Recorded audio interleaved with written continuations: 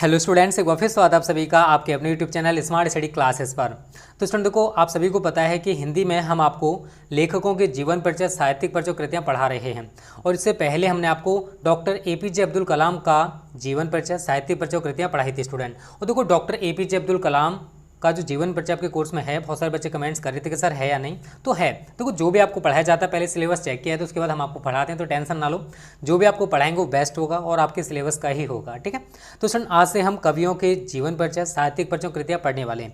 एक good news student ये है कि देखो, 10 जुलाई के बाद 11 या 12 जुलाई को स्टूडेंट आपको हमारा ऐप देखने को मिलेगा, जिसमें स्टूडेंट आप डेली बेसिस पर टेस्ट दे सकते हो।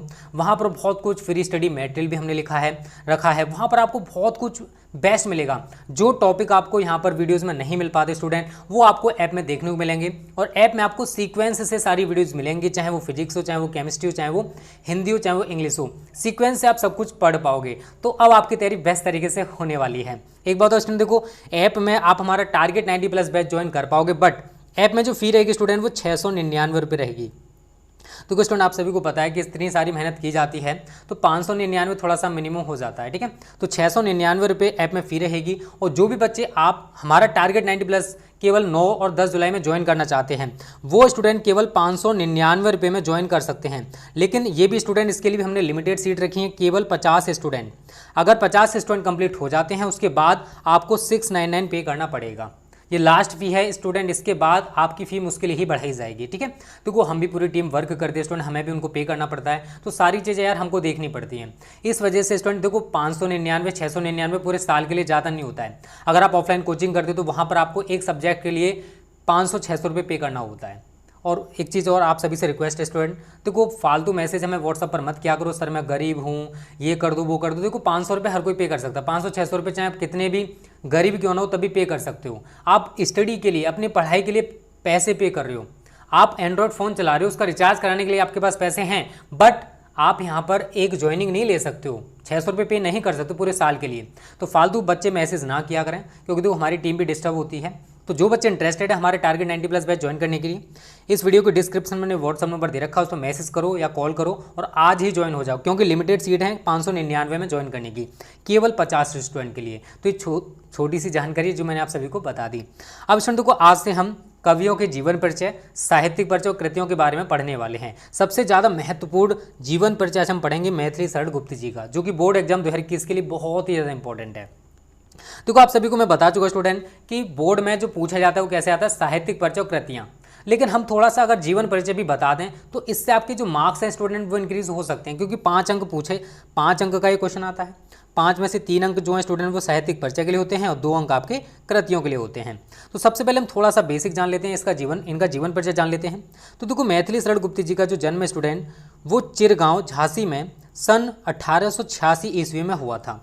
अगर हम इनके पिता के नाम की बात करें तो इनके पिता का नाम था सेठ रामचरण गुप्त, और इनकी जो डेथ है, मृत्यु हुई थी स्टूडेंट 12 दिसंबर सन 1964 ईस्वी में इनकी मृत्यु हो गई। तो ये छोटा सा बेसिक हो गया, आप इतना बता के आ सकते हो, क्योंकि बोर्ड में अब जीवन परिचय नहीं पूछा जाता है, साहित्यिक परिचय कृतियाँ आती हैं। तो आपको जिस टाइप से क्वेश्चन पूछा है स्टूडेंट उसी टाइप से आंसर करना होगा। अब बात करते हैं इनके साहित्यिक परिचय की। बहुत ही ज़्यादा इंपॉर्टेंट साहित्यिक परिचय स्टूडेंट इनका। देखो, मैथिली शरण गुप्त में बचपन से ही काव्य के प्रति रुचि थी, मतलब ये बचपन से, चाइल्डहुड से ही काव्य रचना करने लगे थे। ये बचपन से ही थोड़ी बहुत काव्य रचना करते थे। आचार्य महावीर प्रसाद द्विवेदी के संपर्क में आने के पश्चात ये भी काव्य रचना करने लगे। तो ये किसके संपर्क में आए? आचार्य महावीर प्रसाद द्विवेदी जी के, ठीक है। इनकी रचनाओं में राष्ट्रभक्ति एवं राष्ट्र प्रेम स्पष्ट रूप से दिखाई देता है। इनके साथी कवियों ने इन्हें राष्ट्र कवि की उपाधि दी। तो इनके जो साथी कवि हैं इन्होंने इनको क्या कहा स्टूडेंट? राष्ट्र कवि कहा। एक बात और, देखो हम लाइव चैट का जो ऑप्शन है उसको बंद कर रहे हैं, ठीक है। आप सभी की डिमांड पर उसको बंद किया जा रहा है, क्योंकि बहुत सारे बच्चे पढ़ाई तो करते नहीं है, केवल फालतू की चैटिंग करते रहते हैं। तो ऐसे बच्चों के लिए बैड न्यूज़ है ये, क्योंकि लाइव चैट का ऑप्शन कुछ टाइम बाद आपको क्लोज कर दिया जाएगा, तो वहाँ पर आप लाइव चैट नहीं कर पाओगे, ठीक है। तो आप सभी के कहने पर स्टूडेंट इसको बंद किया जा रहा है। हम चाहते हैं आप सभी केवल स्टडी करने के लिए स्मार्ट स्टडी क्लासेस पर आओ। अगर आपको चैटिंग करनी है तो यार आपस में व्हाट्सअप नंबर एक्सचेंज कर लो, वहाँ पर आप चैटिंग कर सकते हो। इससे जो पढ़ने वाले स्टूडेंट्स होते हैं ना, उनका मनोबल गिरता है फालतू की चैटिंग देख के। तो अगर पढ़ना चाहते हो तो आप इस चैनल पर टिक सकते हो, नहीं तो अदर चैनल से वहाँ पर आप लाइव चैट करो, कुछ भी करो, कोई दिक्कत नहीं है, ठीक है।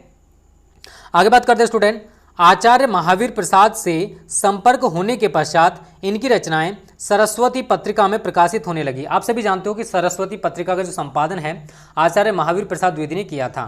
तो आचार्य महावीर प्रसाद द्विवेदी के संपर्क में आई तो इनकी जो रचनाएं हैं वो सरस्वती जो पत्रिका है उसमें छपने लगी या प्रकाशित होने लगी। इनकी प्रथम पुस्तक रंग में भंग का प्रकाशन सन 1909 ईस्वी में हुआ, लेकिन इन्हें प्रसिद्धि 1912 ईस्वी में प्रकाशित पुस्तक भारत भारती के बाद ही मिलनी प्रारंभ हुई। इसी पुस्तक ने इन्हें राष्ट्रकवि के रूप में प्रसिद्ध किया। तो स्टूडेंट देखो कुछ भी नहीं होता, अगर आप एक बार सही तरह पढ़ लोगे ना तो आपको ऑटोमेटिक सब कुछ तैयार हो जाएगा। आगे बात करते हैं स्टूडेंट, गुप्त जी ने खड़ी बोली के विकास में भी अपना महत्वपूर्ण योगदान दिया है। ये द्विवेदी युग के सबसे अधिक लोकप्रिय कवि माने जाते हैं। कौन? मैथिली शरण गुप्त जी जो हैं वो द्विवेदी युग के सबसे अधिक लोकप्रिय कवि माने जाते हैं। तो ये तो हो गया स्टूडेंट इनका साहित्यिक परिचय। अगर आप एक बार इसको लिख कर देख लोगे तो आपको ऑटोमेटिक तैयार हो जाएगा। अब बात करते हैं इनकी कृतियों की। तो देखो स्टूडेंट कृतियाँ इन ए पॉइंट है मौलिक रचनाएं और बी पॉइंट है अनुदित रचनाएं। तो इनकी प्रमुख मौलिक रचनाएं निम्नलिखित हैं। कौन कौन सी हैं? भारत भारती बहुत ज़्यादा प्रसिद्ध है, साकेत, यशोधरा। गुप्त जी की अन्य प्रमुख रचनाएं जयद्रथ वध, झंकार, सिद्धराज, कुणाल गीत, अनघ, पंचवटी, द्वापर, नहुस, पृथ्वीपुत्र, प्रदक्षिणा आदि हैं।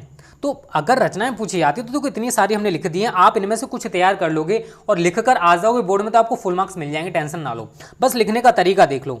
अगर हम इनकी अनुदित रचनाओं की बात करें स्टूडेंट, प्लासी का युद्ध, मेघनाद वध और वृक्ष संहार, ठीक है ना, आदि, तो ये इनकी अनुदित रचनाएं हैं। तो स्टूडेंट ये है आपका जीवन परिचय मैथिली शरण गुप्त जी का। उम्मीद करता हूं आपको ये सब कुछ क्लियर हो गया होगा।